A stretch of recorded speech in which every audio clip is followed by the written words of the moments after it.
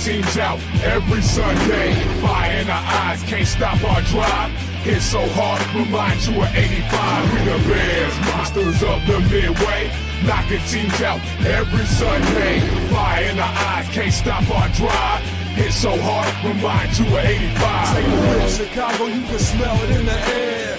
There's a hungry team called the Soldier Field going nuts, jumping out their chair.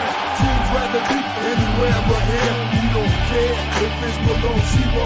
Let it tough before the snow, we still gon' break holes. If we win the point flip, we choosing to kick. Cause we got a defense that love to hit. Polarize the link with our smash mouth beats. Slicing up teams like Mike Singletary. Forever repping the seat, making Papa Bear proud. Giving Chicago something to shout about. We the Bears, monsters of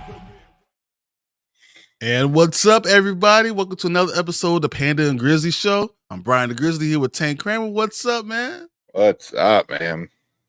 Wow. Rough not seeing Bears play for the first weekend. So we got months before the next Bears game.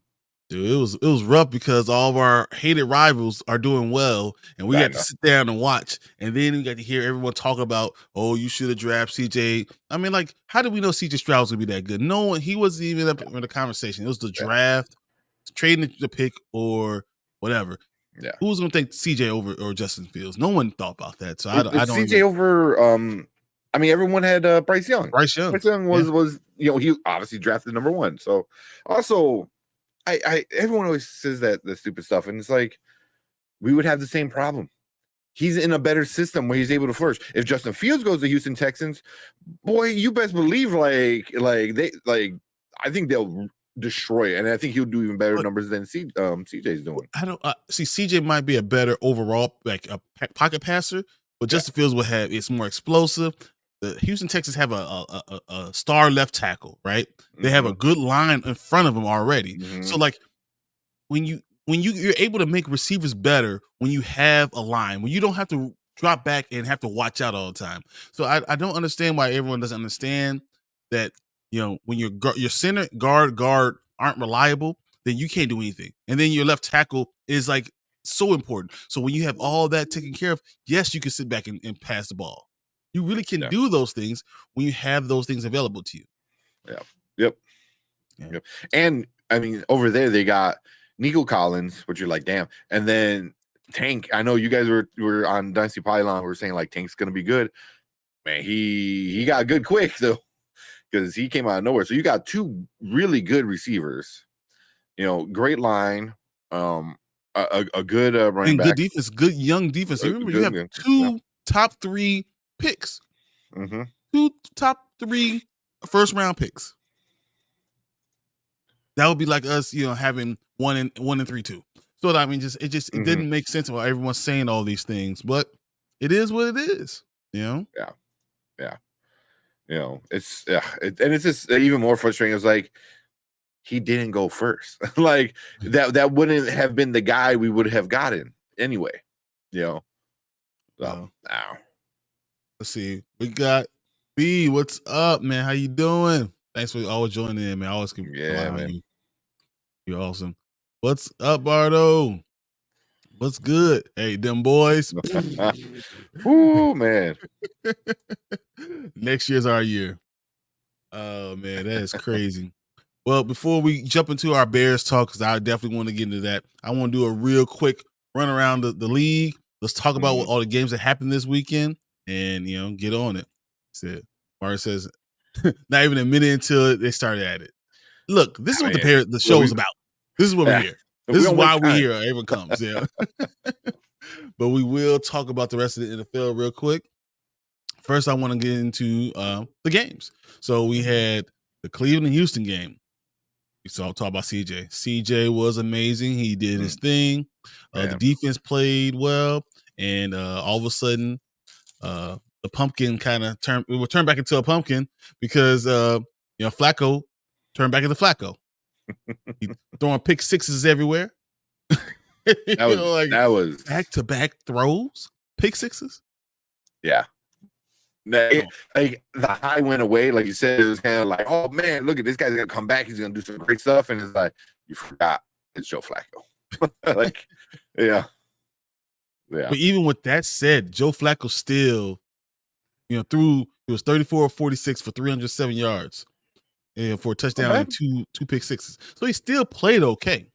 CJ was 16 of 21 for 274, 3 touchdowns, and almost a 157.2 quarterback rating.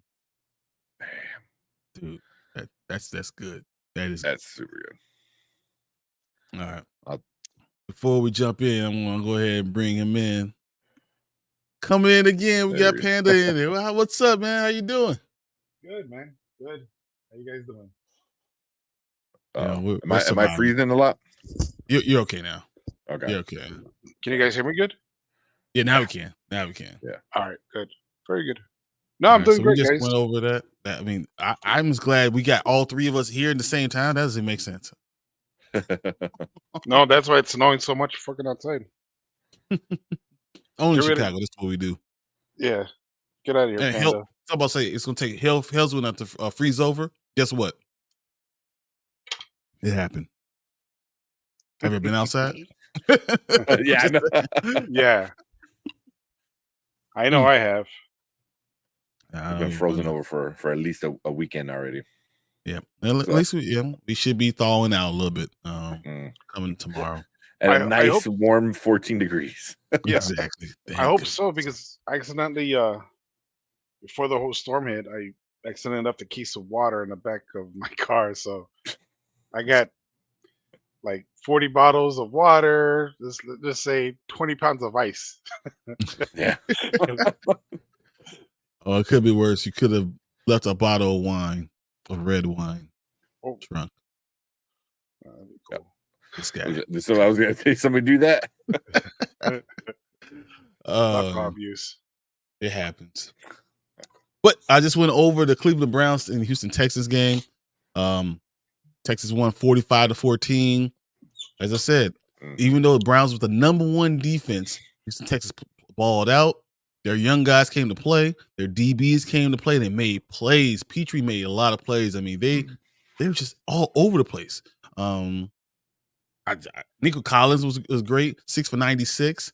Yeah, Reverend Jordan made that sighting. I didn't know what the hell was going on. John Mechie III, who's been on my dynasty bench all season long, decided to catch 3 passes for 44 yards. I was like, hey, he does exist, guys. He does exist.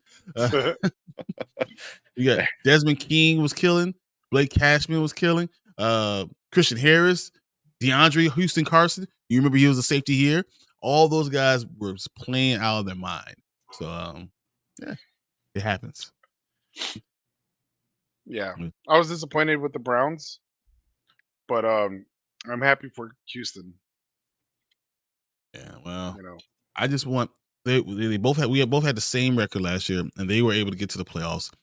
If the Bears would have won those 3 games, they would have had the same record. Once again, could have been in the playoffs. And as you see, the NFC North is much better than everyone else in the division, but we'll get to that later. Do we want to? I know we gotta talk about it. It's the life we live. Right. We got primetime edits in here. What's up, man? He says, so I think Bears see what they can get for Justin Fields, and then if they get a trade offer, but otherwise keep him and get Myron Harrison Jr. Dude, if you really want to get into it, that's exactly what I think we should do. If Atlanta's going to come to you and say that, and they're going to overpay for Justin, if they're going to give you a first round pick, take it. Yeah. I read that too. That's crazy. Yeah. If they're willing to give you a first round pick, as much as I don't want to get rid of Justin Fields, I think he's going to go somewhere and be a star, a superstar. I really believe it. But if someone gives you a first round pick, go ahead, take it. Okay. Because now you get the number 1 pick, and now you have 3 picks in the first round. Okay. All in like what would be number 1, number 6, 7? Where's Atlanta at? Atlanta has 8. So you'd be 1, 8, and 9. But we wouldn't have one if Atlanta. No, so if we trade Justin Fields and they want to give us a first round trade pick. Justin. Yeah, if you trade Justin, yeah. So you get 1, 8, and 9, then you say, okay, then I'm okay with trading Justin because you're gonna get enough talent around him, but don't think you're gonna win next year. I don't believe Caleb Williams is that ready. There's things about him, his game, that I am concerned about. And don't be surprised he has a lot of the same issues Justin has, except he's smaller, and we already can't block. I'm just saying, we already can't block. I took it. I went on YouTube. I saw Justin Field highlights for 2024, 2023. I'm sorry, and compared it to Caleb Williams highlights. They're almost identical. There's still little flaws here and there that Caleb does. He has an arm. He has a zip. I think he's lacking a little bit of a touch.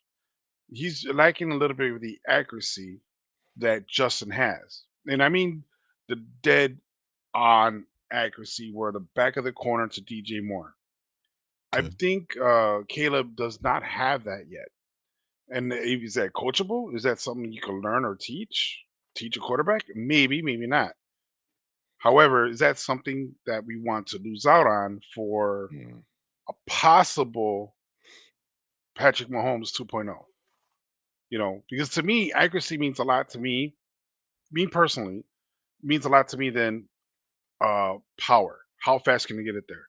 Because if you can lob it there, if you have a receiver going one way and if you lob it, if it's their balls on without the defender be able to touch the ball or whatever, I think that's more important than throwing a ball between two defenders. Because to me, accuracy is more important than power. So I think Justin Fields has the accuracy aspect of it, of the corner passing, of the pocket corner, and I've seen it. We've seen it. There's highlights of it. Caleb has it, but not as accurate, not as dead on. Okay, so I've done my opinion. Yeah, I've done my stuff on Caleb. I've actually been watching college football a while for Caleb Williams, and my opinion of him is football wise, he has it all. Football wise, he has deadly accuracy. He has a strong arm. He can drive the ball down the field. He can run. He can throw and run. He can make all the throws you want him to make. He can do those things, and he can run a little bit too. He's athletic. My problem is two things. One, I think he's a terrible leader, and I don't know if learning how to be a good leader is difficult, and especially if you can't do it with children, with other guys, like their teens and stuff like that. It's going to be hard to do it for grown men. So like when the team said, when you're not playing, the team says, finally you see that we're not just all about one guy, or they're not rallying around you, or that it seems like you're full of yourself and you forgot about the rest of the team. Those are issues. And especially in the NFL, I feel like those will be highlighted more. My other issue is, once again, he's 6'1", 215. And being in Chicago, where we have blocking problems, we're going to continue to, unless we can really upgrade all positions in the line. I don't know if we can, but you're gonna get hit in the NFL. You're gonna get touched, and guys that are smaller, especially in Chicago, don't hold up very long. Justin Fields gets hurt, and he's 6'3", 235. Yeah, is a built. He bulked up, because when he came in, he wasn't 235. He was always 225. So he's got about 10 pounds more, but he's a big dude. And if you have that, it's hard. It's hard for me to think, especially because it doesn't matter how quick your trigger is if you're not getting blocked at all. And if you get, and then I like CJ. The reason I like CJ, because he's 6'3", 220. Another guy who's bigger dude that can hold up. It's hard when you don't have that. Right. So let me ask you this: I think Caleb Wiliams accurate. I think Caleb is more accurate than Justin Fields. I think Justin Fields is it's more explosive. He's a better playmaker. Think touch in the NFL. Bagent is very accurate, but he lofts the ball too much, right? So if you don't have the arm strength to be able to drive the ball down the field in the NFL, that's a problem. You have to be able to drive the ball, so you have to have that big cannon of an arm if he's going to be there. But I think Justin Fields has that too. But I do worry about his accuracy in the mid deep ball. Justin's better. Mid range, Caleb's better. Short, Caleb seems to be better, but does he know the NFL game? Because he's a very simplistic offense too. So there are a lot of things that the front office is going to have to look through to figure out stuff. So if you swap Caleb with Justin this past year, Justin will look so much better because he has a line that's blocking for him. You can't do that because he's a grown man and he's playing. No, I mean I'm just stating the fact. Because if Justin anybody could look great behind that line because that line holds compared to Chicago Bears line. You can barely hold a bucket college, of water. he's the best athlete on the field. And that's it's hard. So you can't really compare them apples to apples. You really can't. They're the difference. So what you're looking at is that, okay, Justin Fields has this potential. He has NFL, playing in NFL under his belt for a while now. Caleb does not have that. He has the strength of his team behind him. Caleb does not have that.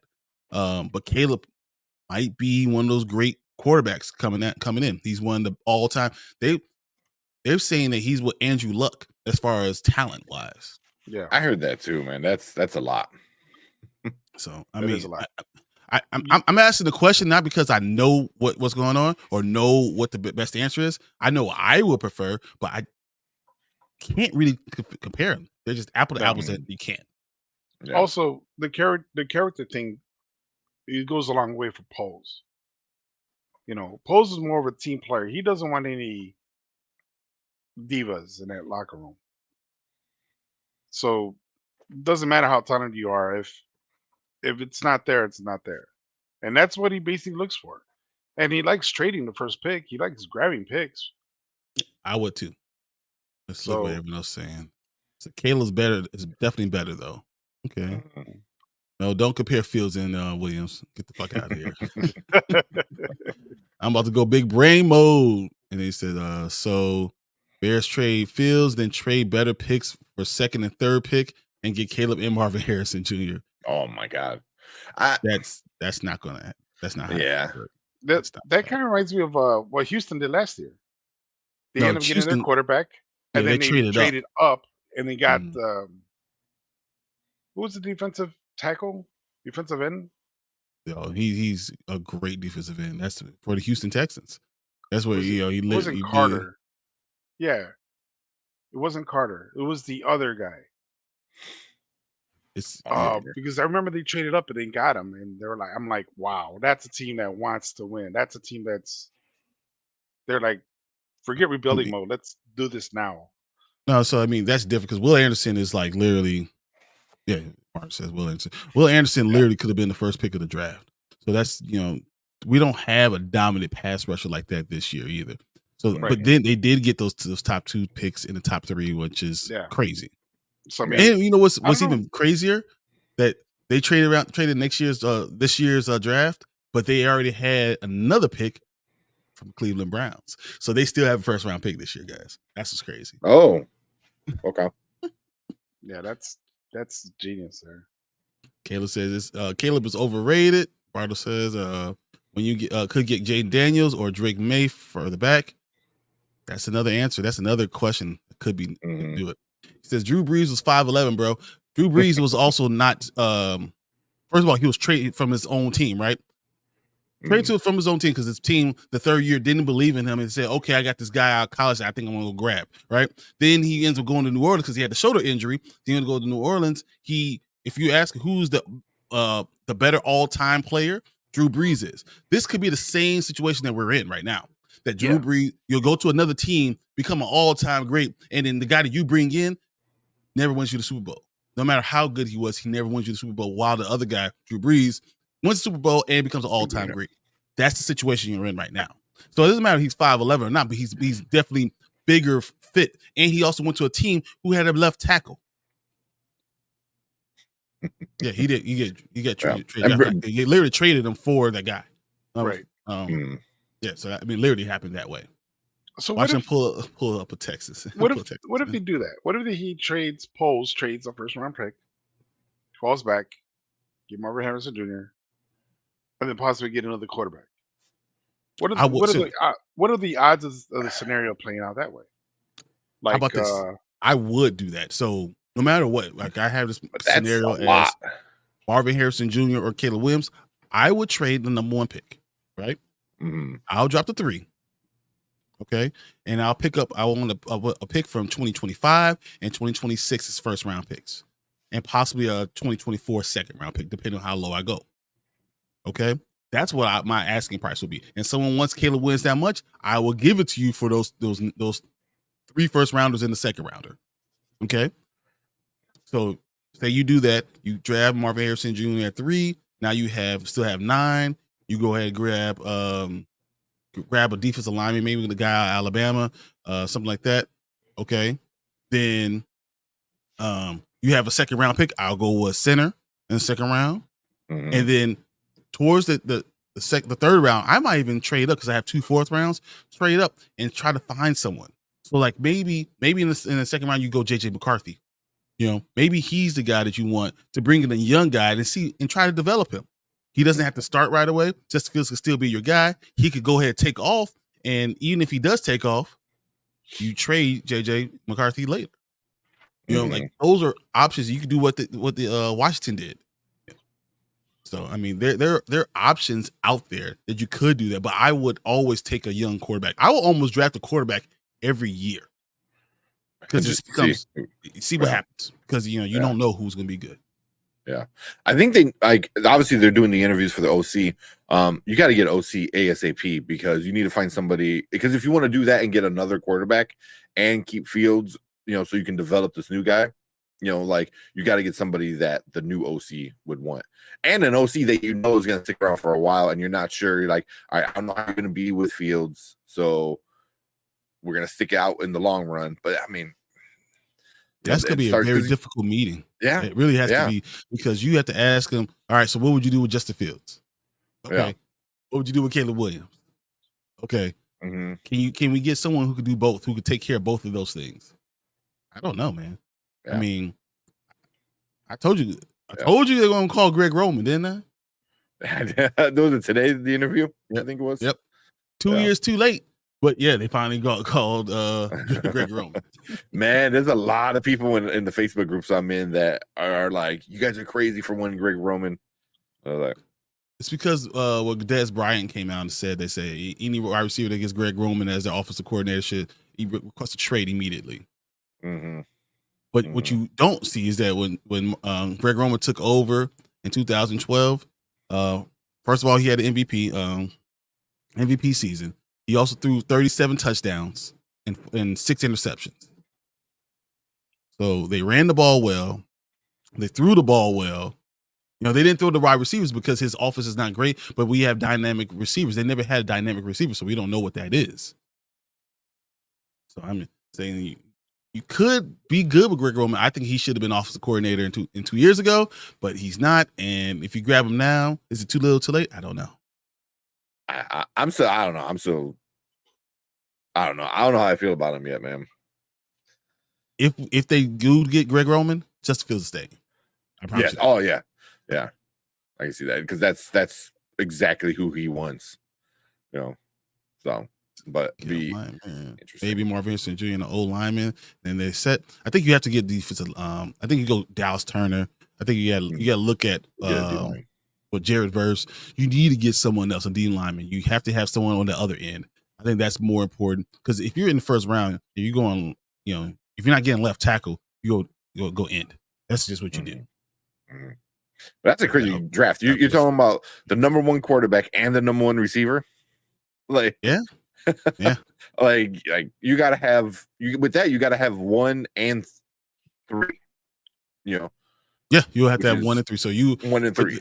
So that's imagine so you trading it. The only way that really happens if you trade Justin Fields for the 8th pick and you take your 8th and 9th pick and move up to 3. Yeah. Well, I mean, Arizona has 4, right? Yeah. Marvin Harrison will be. Yeah, Marvin Harrison will go back to Arizona if he's still there. Yeah. So is it possible we could trade for Arizona? Because I believe the value won't be as high. We trade for 3 instead of 4. They will. But Arizona would take Marvin Harrison Jr. I'm saying you don't think they'll trade if the price is right? Like an 8th and a 9th first round. They already have another first round. Third pick. No, I mean 8th and first round picks for a third pick. You're breaking up. I can't hear you. Yeah, I know, man. I'll be back. Okay. Yeah. The only question, because the thing is, Is this camera or computer? This is computer. But the thing is, with Marvin Harrison Jr., I mean, they'll want him. So like, you have to overpay by so much. They already have another second round for a first round pick. They have 2 of them. So like, why wouldn't they get the player they want and then also still get, have their other first round? Why would they trade with us at all? And give up the guy that they really want. So I don't know how they'll do that. Because no matter what, Arizona is not trading you the 4th if Marvin Harrison's there. Yeah, it's going to be tricky. I mean, is there another? Let's just say we can't get MGH. MHJ. I'm sorry. Who's the number 2 receiver?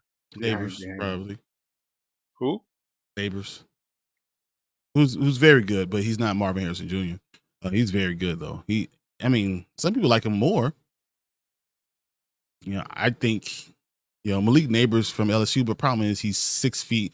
He's a smaller receiver. He's good, but Marvin Harrison Jr. is better, and you have a bad job, especially if you're Brian Post. You don't draft receivers very well. Every time you draft a receiver, it's always a problem. So when you don't draft receivers very well, you need to get the best one. You don't know what what you could do. So so Roma Dooms, he's probably 8, 9, somewhere like that. So I'm just saying, there's options out there, and it's possible if the Bears want Caleb Wiliams number 1 overall, you go Roma Dooms at 9. Even though I think you need to go defensive lineman, but it is what it is. The lowest you could go is 2nd or 3rd, because those teams want QBs. Yeah. It says go to a 3, grab Marvin St. Jr., then Turner at 9. Turner's a good one. That's a good choice. I like Dallas Turner a lot. I think that makes a lot of sense. Who is 3? Patriots? Yeah. So just so everyone understands the draft order and why this matters so much is the Bears have number 1. We watch the Commanders at 2, who could trade up for Caleb Wiliams, because Caleb Wiliams is also from the Washington area. New England Patriots are number 3, who also could trade up because they have a new coach who's going to want his guy, and they already see that that Mac and Cheese is not the guy. You're not the guy, man. You're not the guy. Arizona is 4, so 4 is as far as you go if you want Marvin Harrison Jr., because Marvin Harrison Jr. is not going to go anywhere lower than that. That's his floor. 5 is the Chargers, 6 is the Giants, 7 Tennessee Titans, 8 is Atlanta Falcons, 9 is the Bears again, the Jets at 10, Minnesota Vikings at 11, who will be drafting Michael Penix Jr. That's crazy. Denver's at 12, Raiders are at 13, New Orleans Saints at 14, and Indianapolis Colts at 15. So that's the top 15. So I heard something about Marvin Harrison Jr.'s brother. Yeah, I saw that.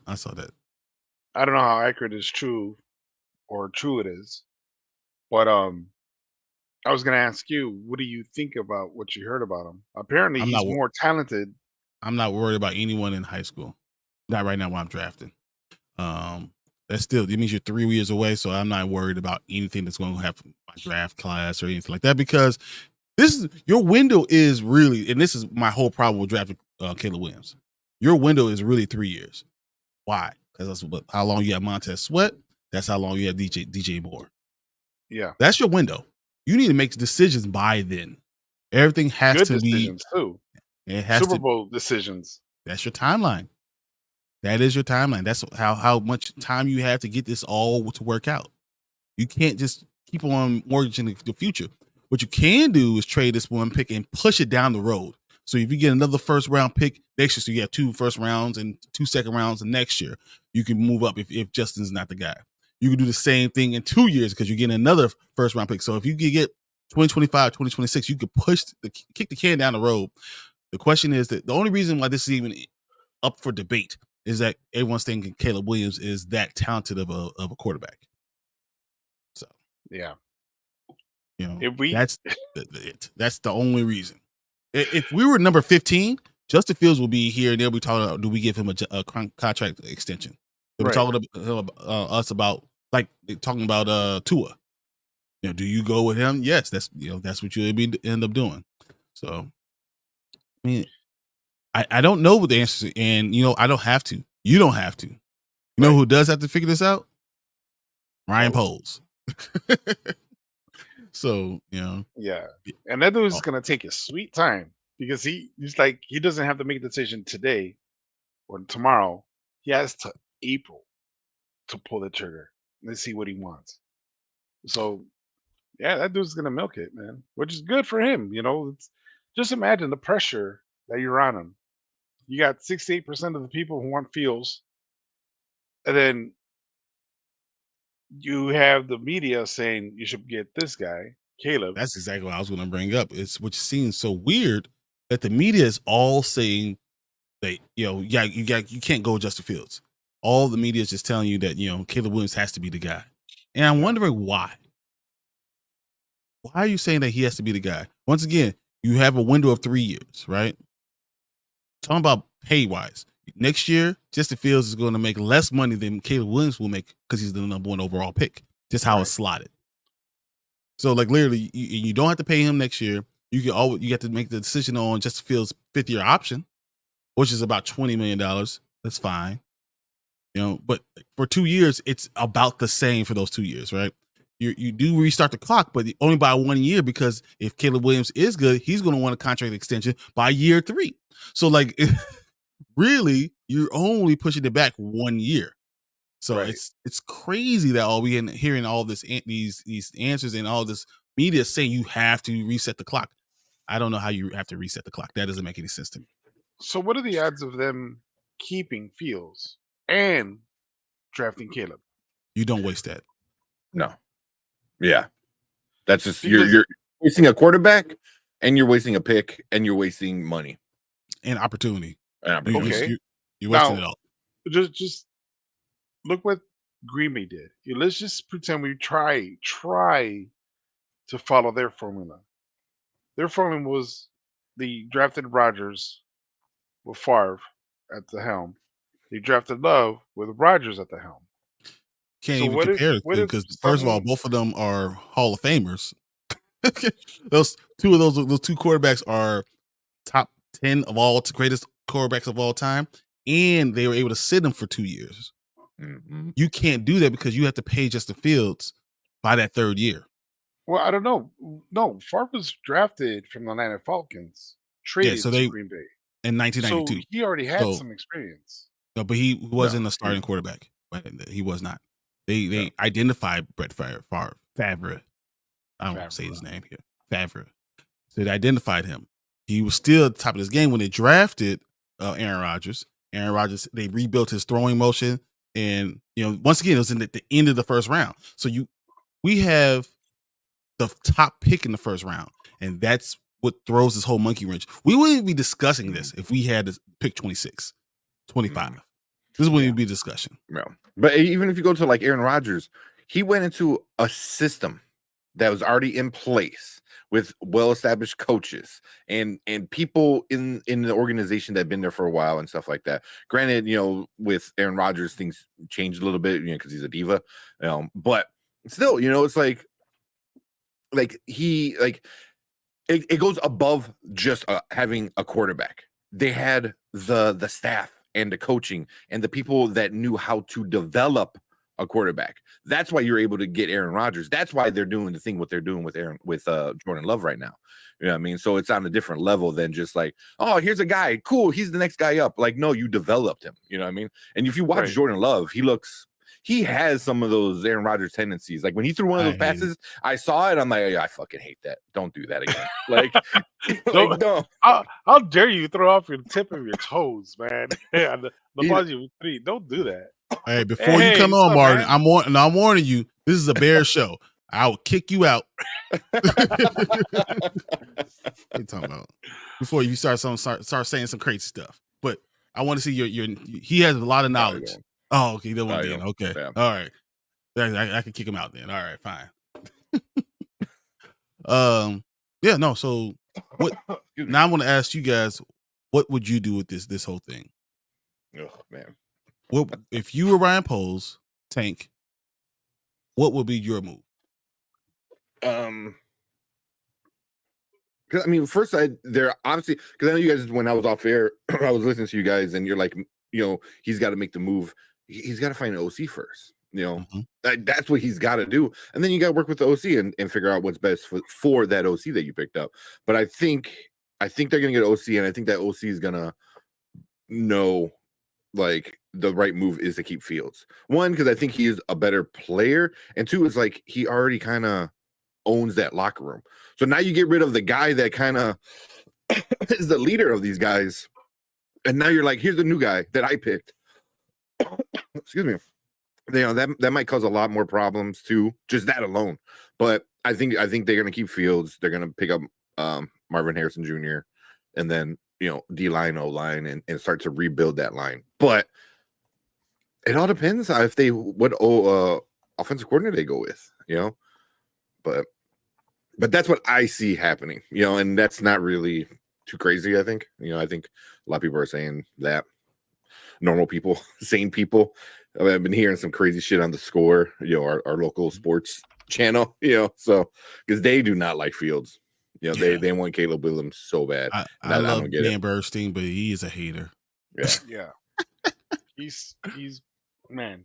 I love him, but yeah, he's a hater. All right. What would you do, Fredo, if you're in the position? Trade down to 3. I'll trade down to 3 to Washington, or I'm sorry, Patriots. To New England, to one of those two. As long as I'm ahead of Arizona, Arizona knows I'm going to pick him.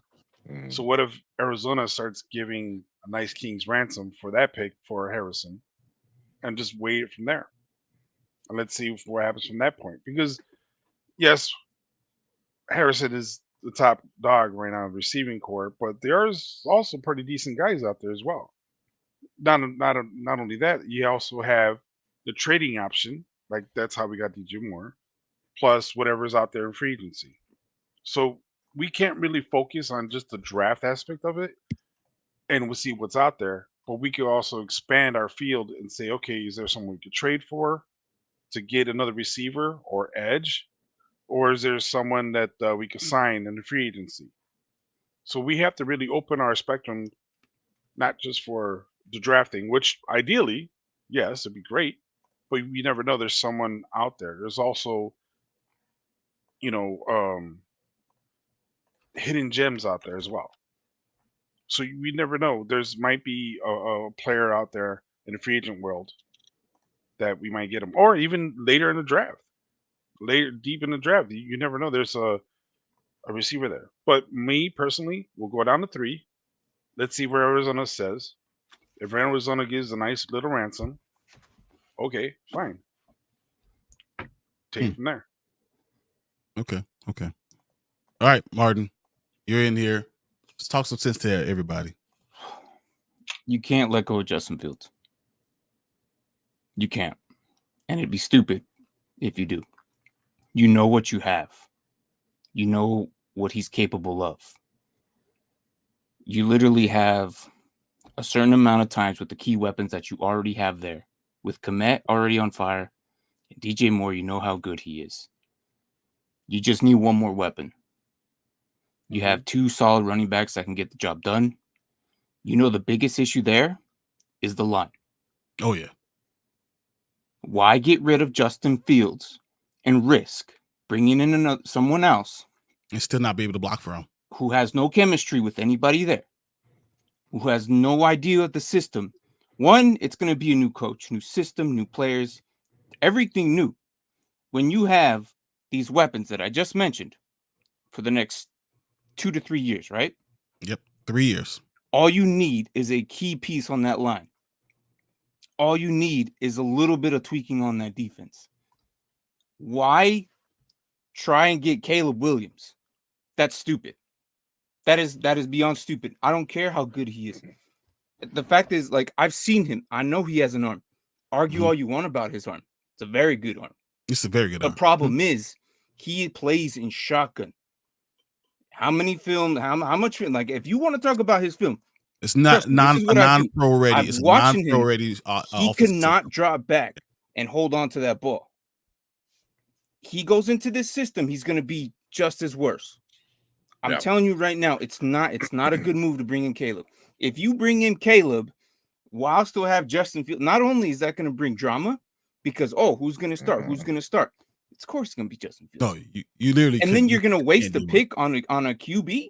No, that's stupid. You use that first pick, and kind of like what some of you said, drop down to 3, because you know Washington's going to grab one of them. And you know the Patriots are going to grab one of them, the QBs that are up top. And honestly, in my opinion, Jaden Daniels is probably the best one that's coming out. Mm-hmm. But I just don't think that dropping down past the Cardinals would be ideal, because they're going to get Marvin Harrison. Mm-hmm. Now, yeah, Malik Neighbors is there, but and he'll be a fine pick, because you have DJ with. They're the same guy. That's my problem. Yeah, DJ but you and need Marvin Harrison to kind of release that speed there. And that's the thing. That's the thing. You can't go past the Cardinals. If you get Marvin here at the third, at the third, and then come around and maybe get Turner or Fashanu. Yeah. One of those guys will probably be there. There's so much time, because in the next few years, I have a feeling either the Bears are gonna have to turn it around somehow, some way, by some miracle. You guys have money, so I don't see, like, you guys are gonna plummet if you guys don't fix it here soon. Like, it's gonna fall hard. No, you have 3 years. 3 years is the window. If we don't win something in 3 years, everything has to be reset. Everything. Exactly. Then you're super fucked, because now what drafts do you have, and what money do you have? Who even knows who those QBs are coming out right now? We know next year's they're okay, but the following year after that, we don't know. Archie Manning? Yeah, we don't know. Yeah, like we don't know. It's a guessing game. 2 to 3 years out. I'm not trying to think 2-3 years out at the next talent level, because then what are you doing with the guys here now? Hey guys, we're just gonna tank, or we're gonna try our best, but we're not really planning on you, because we're planning on 3, 4, 5 years ago from here. Yeah. We traded for Montez Sweat, and then we're gonna say, all right, it's okay. Now wait 3 years. Yeah, no, you right now you have. I understand the Lions. The Lions are doing really, really good. That's your biggest problem right now. Nice. Jordan Love looks good too. Pretty decent right now. He's also another problem.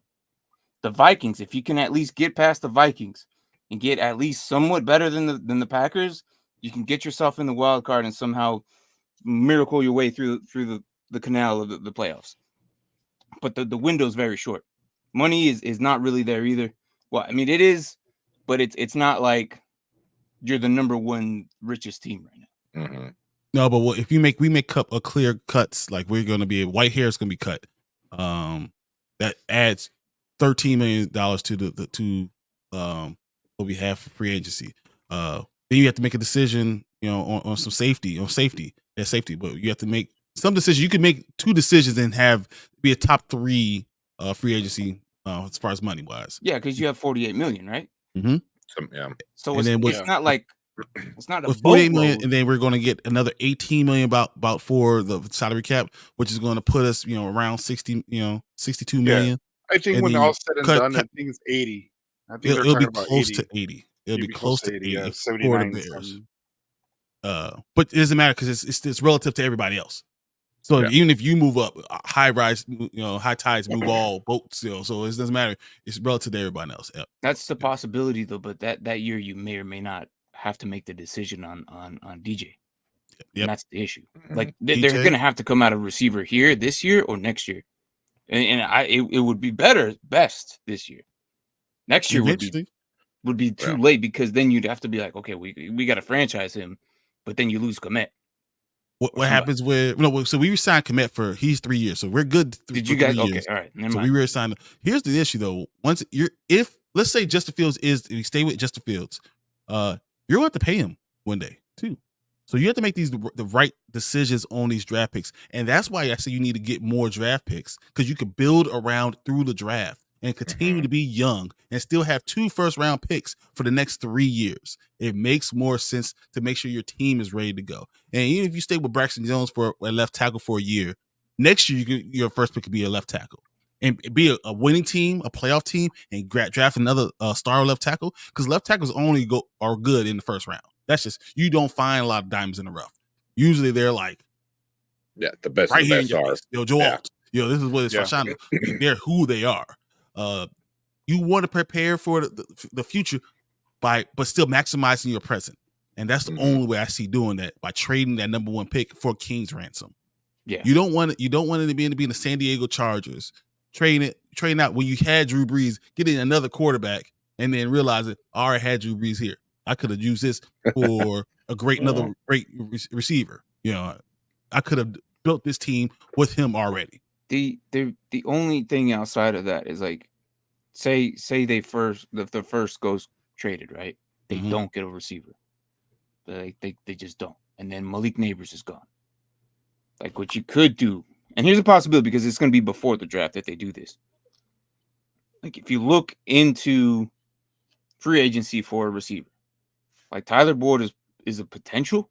Mm-hmm. Nicole Hardman is a potential. We have a lot of money. Those receivers can come in. Curtis Samuel, I mean, it's not anything special, but like he's good, but not amazing. So if you do end up getting a receiver there,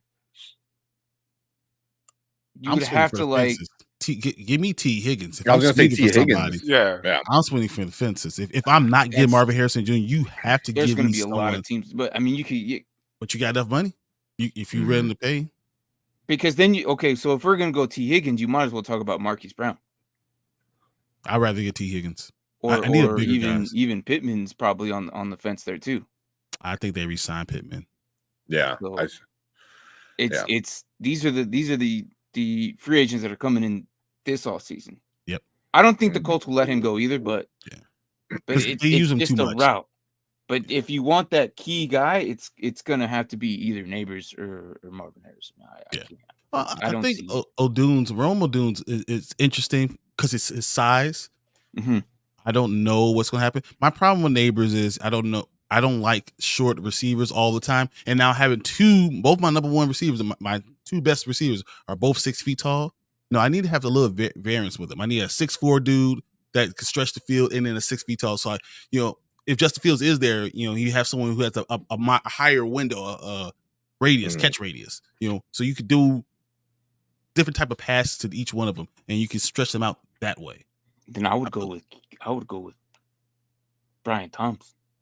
But if you're going to do that, you could go ahead and drop down even further. But now you're opening the Raiders pickup, this is why I kind of want to talk about. You're opening other teams up that want to jump in front of you.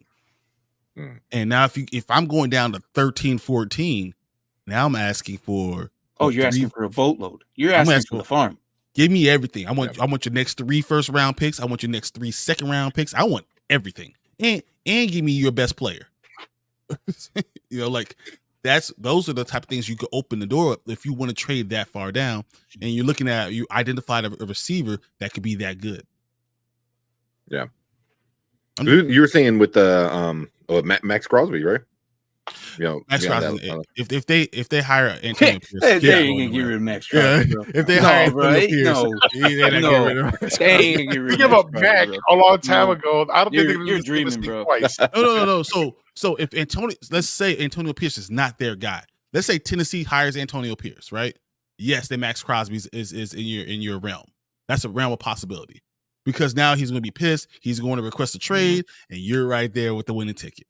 Okay, and these are all the reasons why Ryan Poles has to sit and wait and let things happen, and let's see what comes up, and then in March you make your move. You know, which I think that's why he's doing it so well. Is he's staying quiet, man. You let the fan base kind of go crazy because obviously we do all the time, no matter what. But then you let the journalists and ESPN and Sports Center like make up all these like things. Well, what if this? What if that? And you just kind of like let that play out, and then you let Poles kind of figure it out at the end, because I don't think he's gonna do anything. Obviously, not gonna do anything before he gets an OC, and then even then he's gonna wait until a little bit closer to the draft. The Bears will have an OC by February.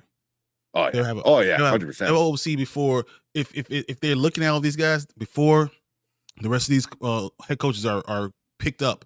They have to choose an OC. Every team's gonna have their staff set. Yeah, you can't continue going into the off season without a full staff.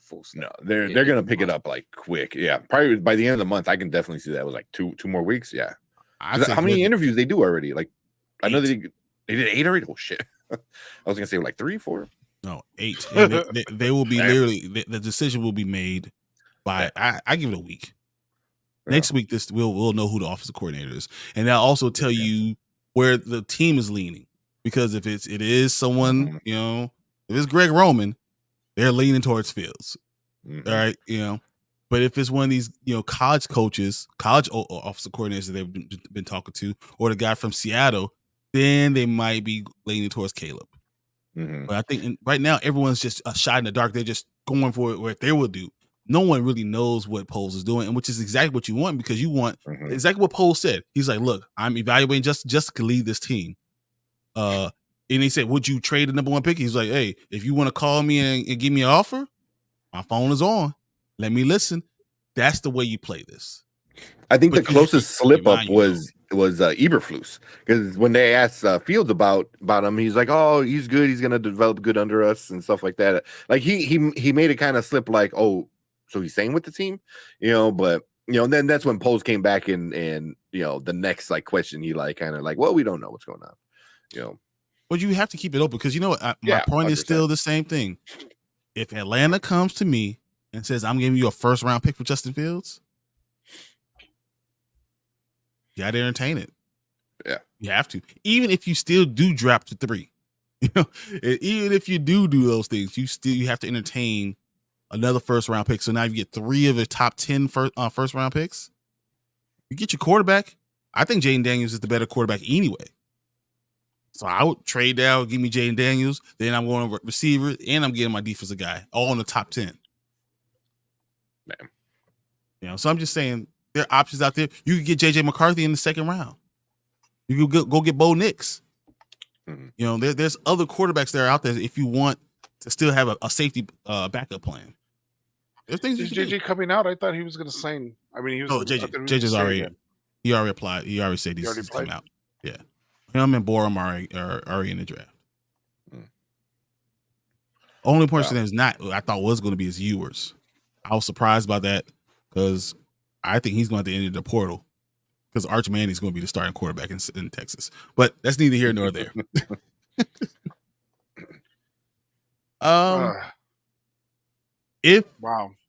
Here's a question though: if Caleb Williams turns out to be Joe Burrow, would you look back at this draft and say you made the wrong decision if you traded down? No, because I agree with Pose. They asked him that question: would you have did something different by trading CJ? And he said no, because they got good picks.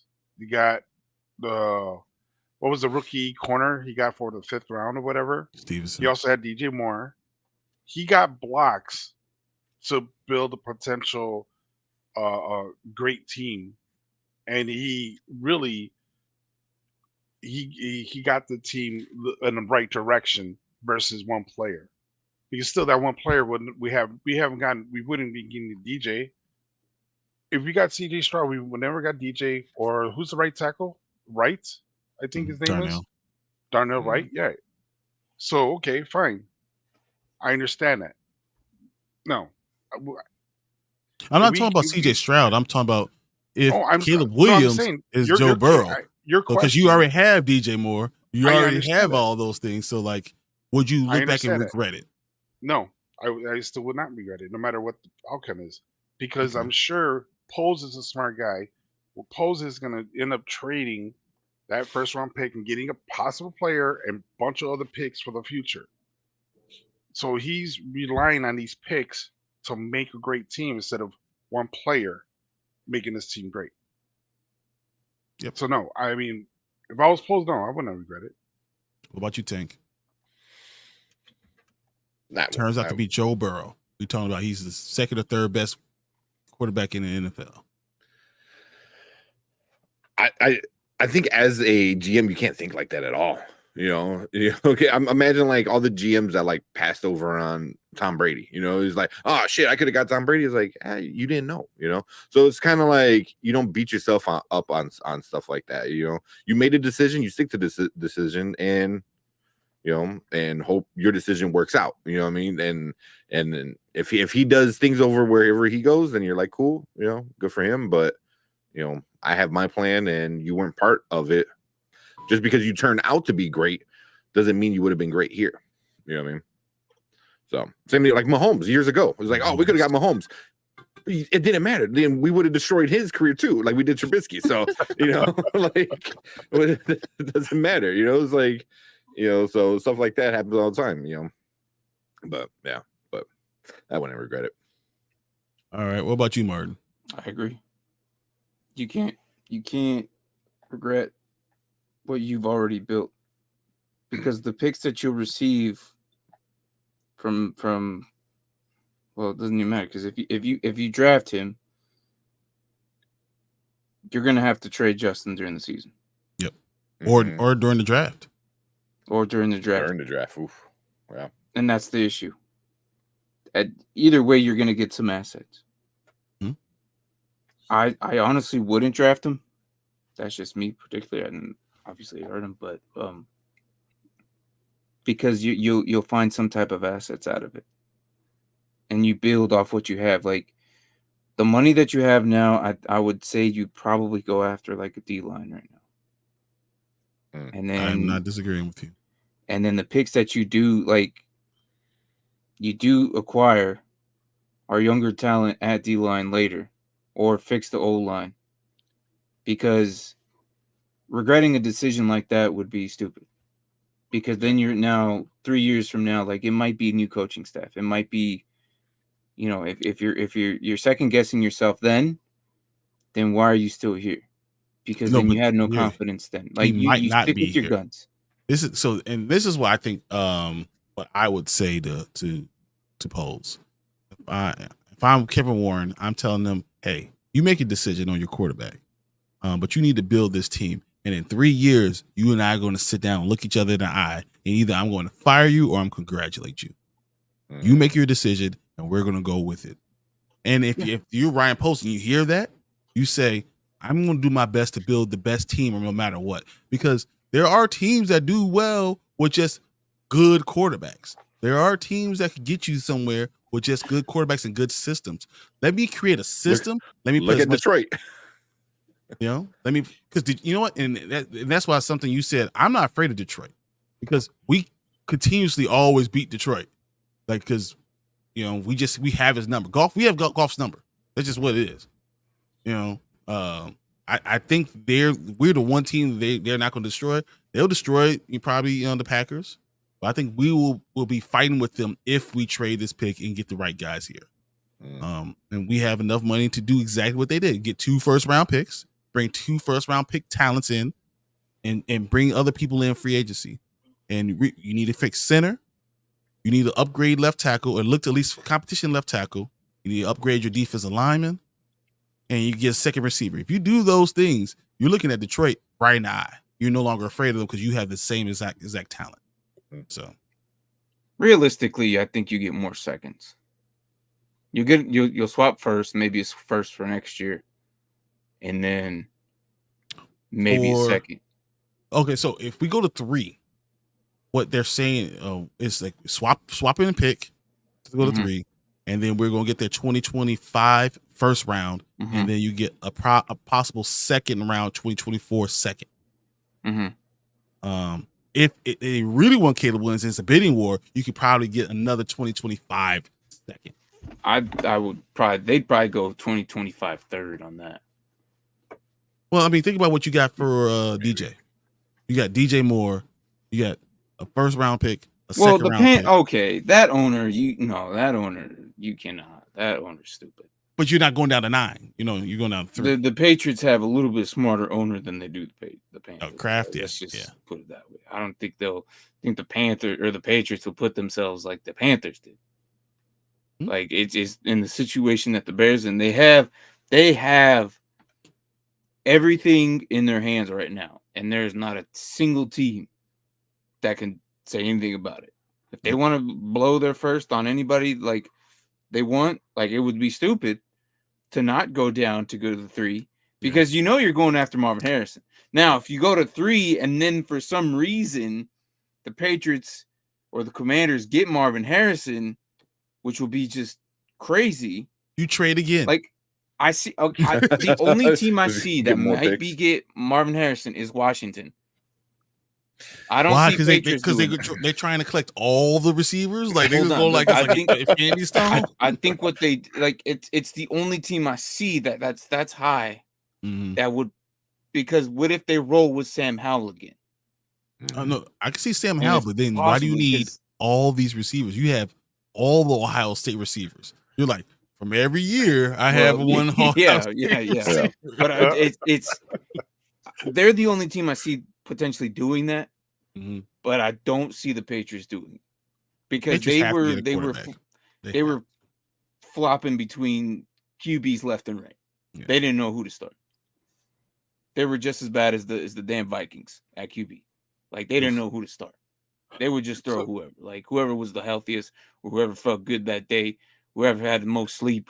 Like I don't know what it was. They had a but- chicken wing eating contest on Yeah, Saturday. like, Say, all right, did who you eat got breakfast? lunch? No. All right, no. Like it's just like it made no sense because these teams, if they rolled with the same guy, it's even frustrating talking about them. Like we I do know. this every year, and then the draft comes, and then someone pulls a rabbit out of the hat that throws the entire draft off. Mhm. Every year, there's always one team that does this crazy trade, and it wouldn't even surprise me if who was it that had all those picks? Like in the middle of was it the Jags? The Jags had like Jags a have million 10 draft picks. picks, They right? have like 10. They have like 10. Yeah, it wouldn't surprise me if they give up half those picks to move up. Because why? That's what they do. Like the Jags, they make moves, man. They're in prime position to make moves. You see how good they did? If They can do it. and they have to do it because they're afraid of the Texans. The Texans yeah, are absolutely. that good. The Colts Yeah. are coming back with AR. AR is gonna be that much better. So the Texans, the Colts, and now them, and they're looking at Trevor Lawrence. They're like, man, I gotta pay you next year. I better make some moves. Mm-hmm. Mm. That division is interesting because, I don't know. I don't know. All I see is Jaden Daniels is number one QB in my eyes. I really see he's going to be probably the best. Come as we get closer to the draft, combines, and all these, I really do think that Jaden Daniels probably be the best one, even if he's not drafted the best one. No, if he's not Because number one, he makes the most CJ sense. wasn't drafted number one, and he was the best one. Yeah, but He we makes all the knew most that. sense. Yeah. You guys said that Look at Jaden Daniels. nonstop. Look at his They're numbers, like man. CJ. Yeah. But look at Jaden Daniels. He's the same thing. He's 6'4", he's 210, he runs a 4.5 40. He has great accuracy. He played well at LSU. You know, like, can you imagine a team going to get Malik Neighbors and Jaden Daniels?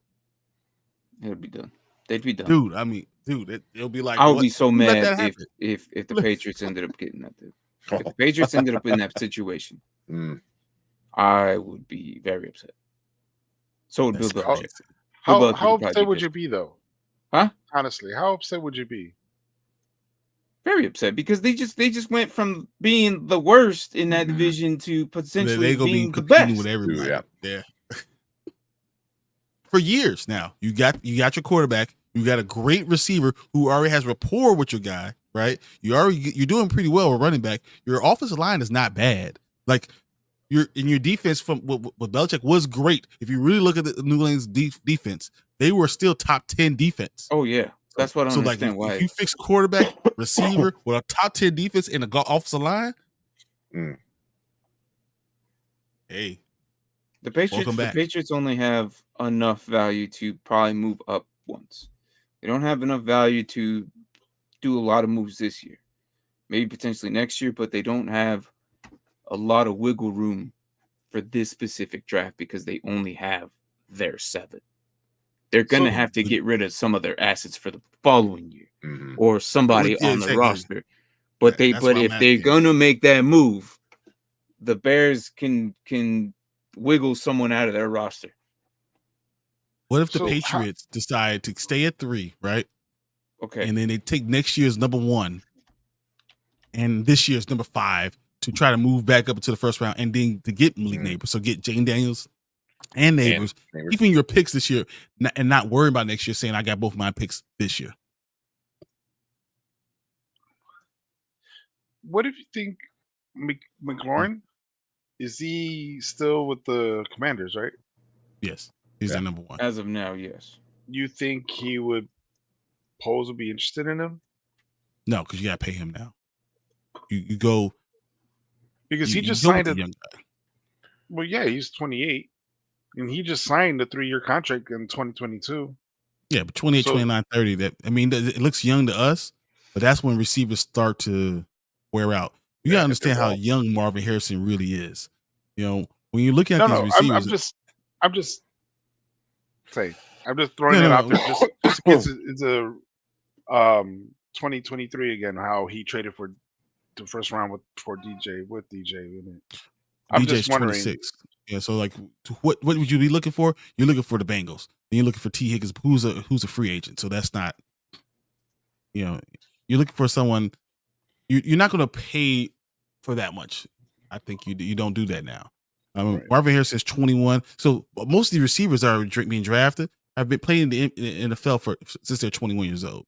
So when they hit 28, 29, this is something Martin actually says that I actually agree with. They get 28, 29, a lot of this stuff, a lot of them start to go down because you've been in the NFL for 7 years. That's just what it is. So like, I don't want to trade for somebody and get the worst of it. I need to get a guy who's going to be young and stay young as I can. Can't rely on someone who's 28 anymore.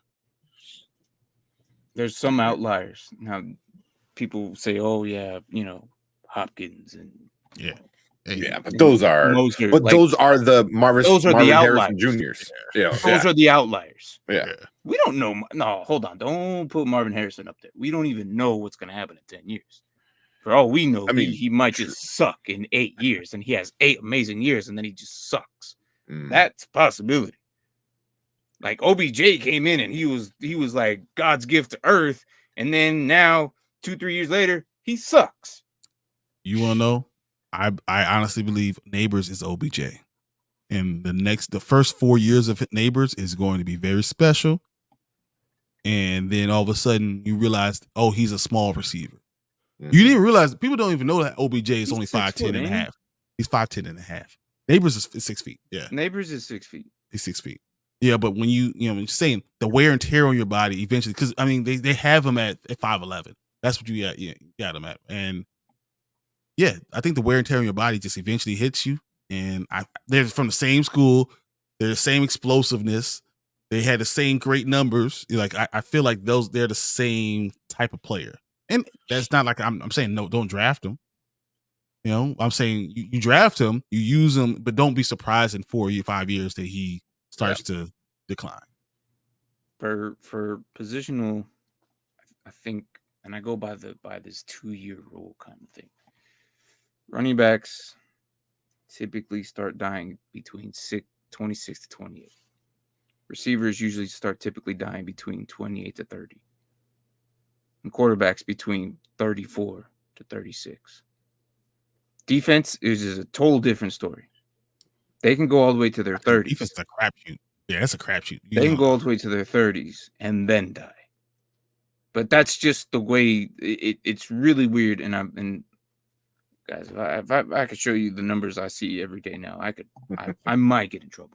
But I like it's crazy to see the stats and how these positions, that you think about that they play as, some of them start as Pop Warner, so that's still like that's young as hell. Usually, typically high school, and that's where usually it's at. No, but Marvin Harrison, he's been playing since Marvin Harrison's been playing since he was 10 years old. Yeah, I know. Like a lot of these great athletes have been playing since they're 10 years old. I started playing when I was 10 years old. The wear and tear on your body, mentally, physically, it happens. It really does. So when you say, "Oh no, he runs out at 28," that means he's been doing it for 18 years, the same thing. Dude, football's a dangerous game. He's gonna give you those 8 solid bomb ass years, like 1,000+ yards, multiple double digit touchdowns. Awesome, amazing. But not everyone's DeAndre Hopkins. Yeah, not everyone is. Who knew Diop was going to be able to do this year? Hey, honestly. Look, I know. I didn't think that was going to happen. I thought the moment he left Arizona, I'm like, yeah, he definitely digressed on Arizona, and he's definitely going to digress on freaking Tennessee. Who would have known? All you had to do is just throw it as hard as you can. He'll be down there. Who would know? But look at Julio. He's just about the same. He's still running around there, man. But like he got hurt literally 5 plays in. I'm like, you're old, man. Oh, his third catch, and then all of a sudden, like, it was all you're over. Old. Stop. What are you doing? It was embarrassing. Like we had questions about who should I pick up Julio Jones and start. No, you absolutely no. Like I can't believe we had those questions this season. It was amazing that's like the name. I'm like, no, dude, it's like, a name, yeah. I got you here. I'm gonna ask you a couple questions for you. Tennessee Titans. Okay. Would you be surprised if they went quarterback? No, because they don't know what they're doing at QB either. But they're not going to go first round, second round. They'll probably wait till who's like. Doesn't it depend on who's coaching? That's very true. But right now they have 3 dudes who are like, no, I'm the guy. No, I'm the guy. Oh, sorry, you guys both suck because I'm the guy. Like all 3 of them are sitting there, and it's like. That Spider-Man meme. I was gonna say it's the 3 stupid ass dragons. They're all looking at the cross-eyed like, that's you have 3. Will Levis is probably gonna be the guy. Yeah, it's probably is. He has an arm. That's all he has. He's not smart. He makes dumb decisions, but damn, he has an arm. I can tell you that. He's like, oh yeah, he puts up all these numbers. I'm like, yeah, because he threw it as hard as he can, and he threw it to the fastest guy he has, which is D-Hop. You take D-Hop out of that situation, don't tell me Treylon Burks is going to even be healthy enough to even be out there, because he's probably sitting on his couch with a cast in his freaking ankle. That's every day. Okonkwo is this big, slow dude, like, and he's a beast. But I'm telling you, he's not going to be the guy who's going to be their main moneymaker. I feel bad for Tajay Spears. I really do, because his career is going to be cut short. Yep, because he's going to run him into the ground. 3 to 4 years. Mm-hmm. It's the Tennessee Titan QB room, guys. There it is, right there. Yeah, and they're getting rid of Henry. It's amazing. Honestly, I would have just let Henry die on my roster and me too. I would say, all right, guess what? Run them both. Somebody's gonna pick him up, and he's gonna be good next year. Watch, he's gonna be a David Montgomery. He's gonna be good. He's not gonna be. Look, Derrick Henry.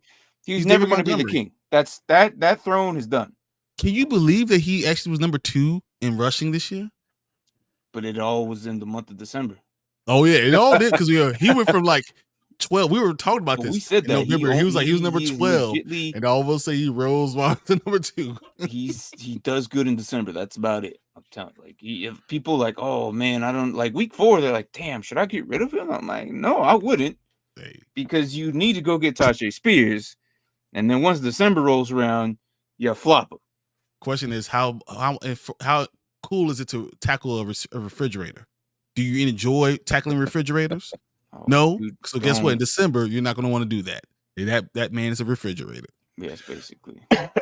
Just let him roll right past. Whoa, Ole! I tried. It's Smart ass boy. amazing to me the way things work. Like if and we see it as fans or as beat writers or news reporters, or that we see this, but for some reason the coaches Can't. they don't, and it's like, bro, like you might be real cool with the guy, but it's a business. At the end of the day, if you don't do the right things, your job is on the line. Easily. And it sucks. It really does. But it is what it is. Here's my next question: who coaches the Atlanta Falcons? Is Don't- Bill Belichick going to be the coach of the Atlanta That's who Falcons? they're talking to. If that's who they're talking to, and that's the case, if that's what happens, you already saw how good Atlanta upped their defense. Dude, it's going to be amazing. They will be amazing on They're defense going to next be year. unstoppable at defense. Now, if they could go Penix and get Penix in there, that entire division's done for. Baker Mayfield's gonna have a hard time, and I like Baker Mayfield. Like, I don't think I've ever rooted for the Buccaneers so hard in my life because of but like, I am a Baker fan. I've always liked them ever since he was in college. But if the Falcons end up getting Belichick, like, I'm not worried about the Panthers. Oh, Like, they have a lot to fix. The Saints are in denial, and for some reason, somehow managed to they're not in denial. They're their way in. $160 million over the That's cap. what I'm saying. They somehow Horrible. managed to squeak their way in. I don't know how they do, but they do it. That division's weird. And my favorite team's in it, and I can't explain it. I'm You ask telling me you, what, I can't explain it. I think you guys are going to be good next year. I feel like it. I feel like it's going to If be the good. QB situation gets fixed, because the line is fine, Mm-hmm. the talent around that line is good. The QBs, they're just look, I don't know. Two good running backs. The defense is way better. Like, I had never thought I'd be saying that. No, they really upgraded that defense a lot. Like, at where we're picking at 8, if any one of those 3 quarterbacks fall down to us, we're taking. Because even though I don't like Caleb, he's still better than what we have. Oh, Caleb would be great for you. Come on, man. Let's not. I'm mean, not a Caleb Williams fan. And if Caleb Williams ends up in the Falcons, which I don't think it will, I'll be like, you know what? I'll be the same situation when we got Ritter. I'm not happy. I'm not excited. It just happened. We're just gonna roll with it and see what happens. All I right. want I to got see now. one question now for all of you guys. If you were the GM for the Philadelphia Eagles, would you be firing your coach right now? Sirianni be out the door. You already know my answer. You already know that answer has been answered 2 years ago. Brian, you already know my answer. I know exactly what you said. Well, you go first. Let's go. I want to say yeah. I mean, losing 6 or 7, go for 10-1. 10-1. You were 10-1. You were They're like the Cardinals of 2 years ago. Yeah, they did. Exactly. Yeah, you were They did 10-1. Everyone's already talking thing. Super Bowl, and everyone's saying like MVP, this and that. And then how do you only win? What, 1 game, 2 games, whatever one it was? game, like one of the last, 1 game, including a playoff game. I was like, that was crazy. That was absolutely crazy. I like, and then that's, you gotta look at the head coach. Like, what's going on? That's unacceptable. That's unacceptable. Yeah. Like, because at a certain point, it got like you said, it got past a point where he can't control it, and you're like, what? You need to fix this, and you did it, and now you lost a playoff game, and it's like, he was in the Super Bowl 2 years ago, and we're getting rid of him. Yeah, roster. There's so much talent on that roster. Yeah, it's insane. It's insane, and the way it all went down the second half of the season for them, or not even the second half, like most of the second half season, that's unacceptable, and that's a 100% of a coaching problem. Because that like Mark said, the talent's all there. Wait, you got great offensive, defensive players. What are you talking about? Like, have you ever seen a coach? Is a coach. Have you ever seen a coach replace his defensive coordinator and leave the defensive coordinator on the staff? I've never seen that before ever. Like, you fire your defensive coordinator and you leave him on the staff. That's nuts. Why did you leave him on the staff for? Yeah, he was still there. He's still there right now. Yeah. Oh, all right, Fredo, what do you got? Yeah, I'd fire him. I mean, shit, they wanted to fire Eberflus, and we kept him. So why not? This guy went I mean, 10 because and he was 1. in the Super Bowl last year.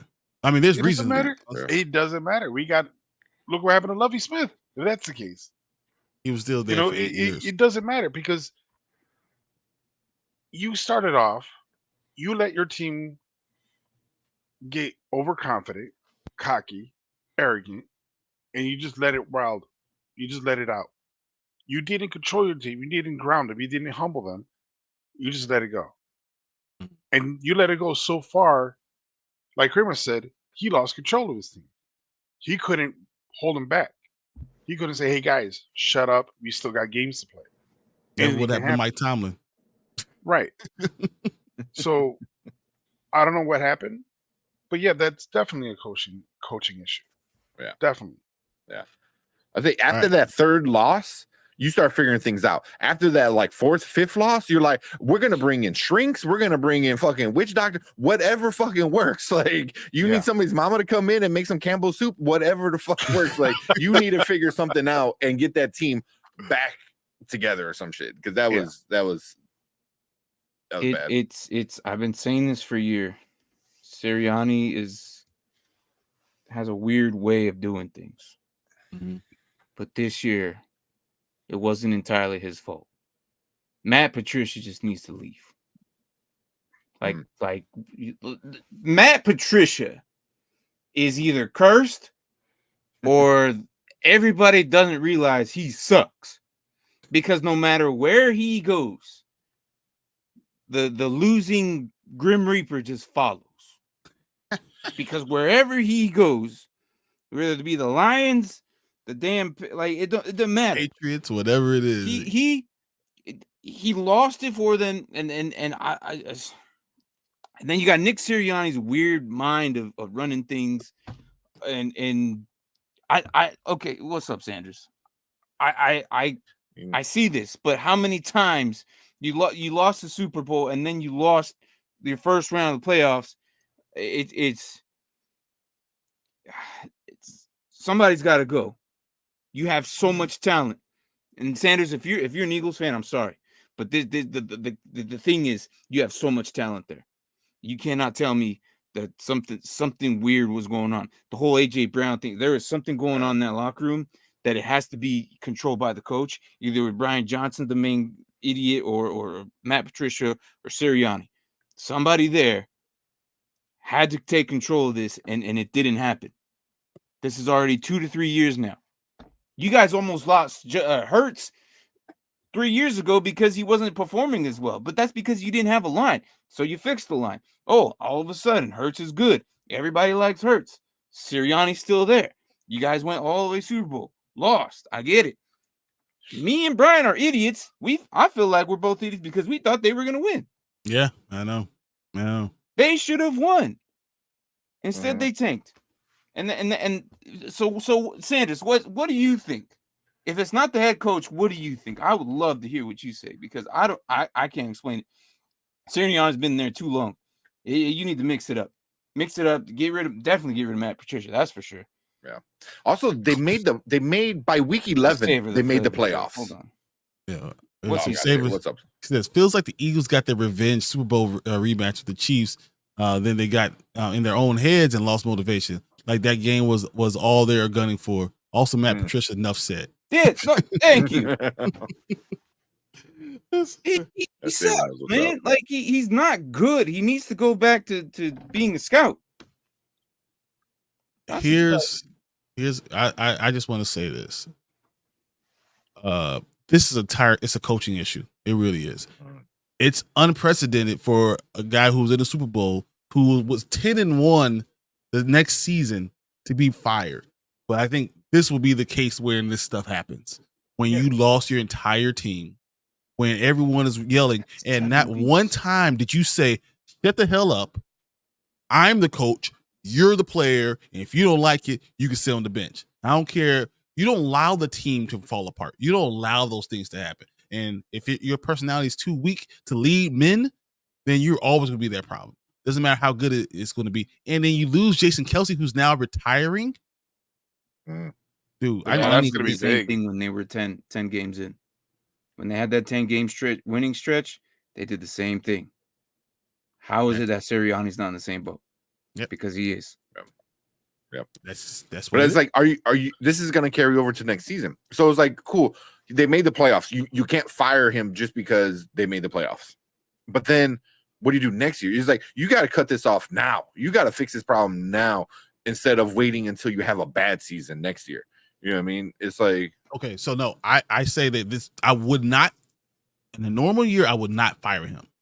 This year, with the coaching crop that I have right now, and Pete Carroll's out there, and Bill Belichick's out there, and Jim Harbaugh's out there, and like we're talking about. I think Harbaugh is staying, right? That's what I heard. Harbaugh's. I'm not too confident about Harbaugh right now. Yeah, I thought he said. I heard like unofficially he's staying in Michigan. Really?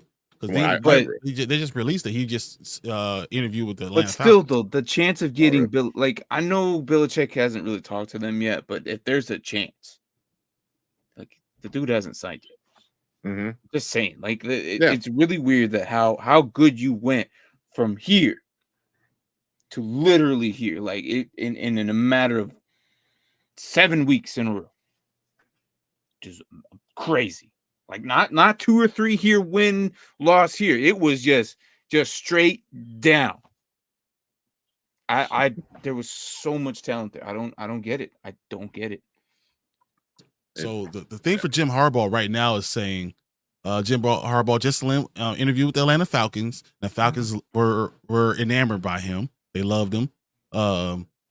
He's got a third one already set up, and everyone's asking for him. So I don't know why you wouldn't go with that. Yeah. So no. All right, Freddie, you gotta head up. Yeah, I gotta get to sleep, guys. I appreciate you jumping on, man. Tomorrow. You better. Hey, remember, push, breathe. Push, breathe. Yeah. The last time I had one of these tests, I crushed the mannequin's chest by accident. Are you supposed to go 2 inches in? I went like 4, 5. Like 2 feet. Yeah, I touched the cement ground. Yeah, but I used all my weight. The lady said put a lot of weight to it, so I did. And That's he died. the worst thing I ever heard. It's like Can you that's what imagine? I could do. I'm sorry, officer. I didn't mean to. All right, guys. Oh, Martin, man. nice seeing you again, buddy. All right, man. Take care, dude. Yep. Have a Hey, good Fred, one, guys. I'm gonna man. call you later because I gotta let you know what I just did tonight. So if Harbaugh Okay, hops the NFL, See you later, definitely guys. feeling Chargers. Yeah, I agree. There's a possibility with all this. No, Harbaugh it did has that to be the last year Chargers. for Michigan, though, but He has to be Chargers. You remember Harbaugh finished his playing career for playing with the Chargers. There's a connection there. There's a connection with the Raiders, but it doesn't seem like he's supposed to interview with the Raiders, but it looks like Pierce is the shoe in there. And it's the Bears. Those are the 3 teams I can see Harbaugh leaving for. So the Bears are out of it. Antonio Pierce is the leading in Vegas, and Chargers I makes want him sense. to go to like AFC North. Oh, and you see his brother. Oh my Hell god, yeah. That'd be Hell cool. yeah, why not? Go. I don't know. Go figure out the Browns or the damn Bengals. I don't know, man. I don't know. that's too much, man. Hold on. What if Harbaugh does go to the AFC West because the Steelers stay to their commitment and get rid of freaking Tomlin? That's because they're. What if Harbaugh does go to? Well, Tomlin already told his team that he's coming back for 2024. He should, but it's stupid that the idea was even floating around. But I just think it's funny. All the stupid, spoiled Steelers fans. They're all spoiled and stupid. I'm saying it. Yes, Derpy, I'm talking about you. You. Well, he said he was never on the Tomlin. Suppose I gotta go back and look at the. No, at the chat. he said specifically, no, we should not get rid of Tomlin. He said that. Yeah.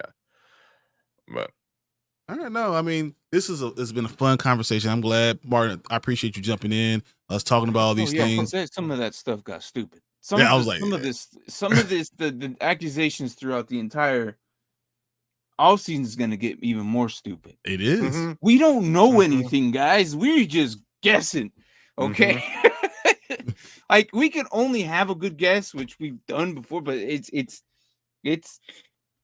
one man that's going to make a lot of decisions. Ryan Poles has the entire draft in his hand, and the way the rest of this draft goes is all going to be determined by him and what he chooses to do. So, and we don't. Who knows what the hell he's thinking? He don't tell nobody. So I don't know. Man, this is the second year he's done. He's had the whole draft in his hand. Maybe more so this year than last year. I like. There's a lot more teams like that. It's crazy. I like that we have a GM that could do that to the entire league. 2 years in a row. And this is what his second year, right? Third year coming up. So overall, I could say that the best idea is to keep Fields, go down to 3, and pick up as much as equity as you can. Draft picks this year, next year, whatever you can, whichever team offers it. Go down to 3. The road. But you can't let the Cardinals. You can't let the Cardinals overjump you on either Neighbors or Marvin Harrison. You have to come out of the draft with one of those guys at a receiver's position and fix both sides of the ball and be smart with your money. You guys have money. The Bears have money. Mm-hmm. It's not a lot, but it's decent enough to make some moves to make a splash on the defense line. The thing is, Eddie Jackson has to be a decision, and Whitehair is already going to be cut. So, there's more money out there.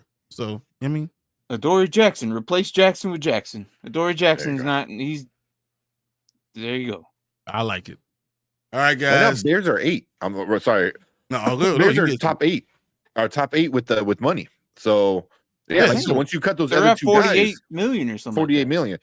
Like Colts, Lions, Bengals, Pats, Titans, Texans. The 48 million can only do you like a good solid moves, but like I said, it's not like a whole boat unlimited. Yeah, but understand that when you cut Whitehair, you get $12 million right back. Yeah, and that automatically shoots you up to that. Just getting rid of Whitehair already shoots you up to 12 to 60, and you're 1, 2, 3, 4. You're somewhere 4 or 5. Top 4 or 5, and then you have to make a decision but you have to make a decision on Eddie Jackson, and you have to re-sign Jalen Johnson. JJ.